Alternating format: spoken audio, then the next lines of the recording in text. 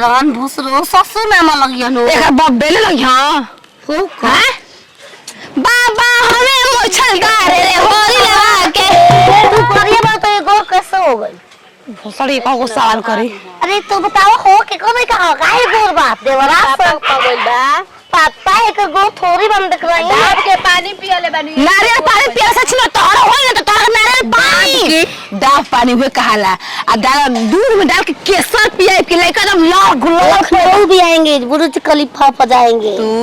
Dubai में बच्चा भाई में नीचे छलक के लेकर कैसे छलक जाई भूसरो के पापा ना भई अरे कइबो कर बुझा त खाली मारे मारी कर बुझा लेकर तोहरे के पापा कहता हरे रंगे के चाचा कहता जहिया से गोइल बड़ा को से अरे जहिया से गोइल बड़ा गोदी में खेला के जहिया से गोइल बड़ा गोदी में खेला के लेकर तोहरे के पापा कहता हमरा सैया जी के चाचा कहता लेकर तोहरे के पापा कहता हमरा सैया जी के चाचा कहता कहाँ बितावला ना किरतिया कहाँ बितावला ना कहाँ बितावला ना किरतिया कहाँ बितावला ना खिड़की खुली रही सारी रतिया रतिया कहाँ बितावला ना खिड़की खुली रही सारी रतिया रतिया कहाँ बितावला ना अब तो हम ले बैठी तू नाचा गावा रहे के माई के गोली में रह लेकर रहना सा नाचिया ना अरे लेके छुट्टी काट दी छुट्टी काटे लो माई की काटे छुट्टी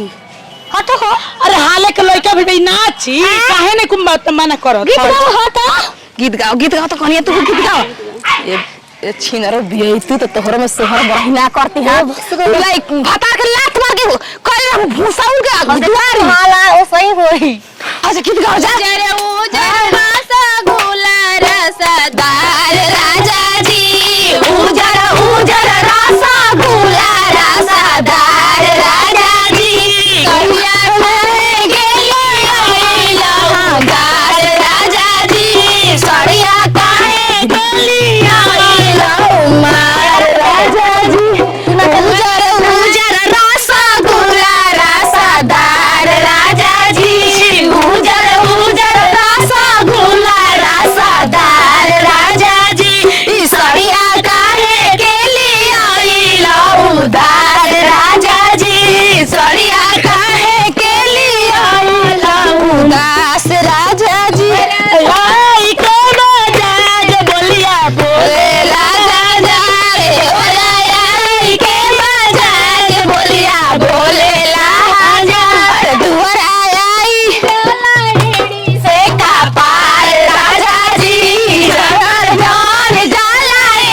से का पार राजा जी ई सड़िया आवेला सोनार राजा जी रोजे धाई धाई के आवेला सोनार राजा जी काहे के लिए आइला उधार राजा जी टिकवा काहे के लिए आइला उधार बोलिया रोइले बारू बुना गरिन मुना लागे बुना कइले बारू मुना मुनी मुना लिया लीलर पकड़िए बारू मुना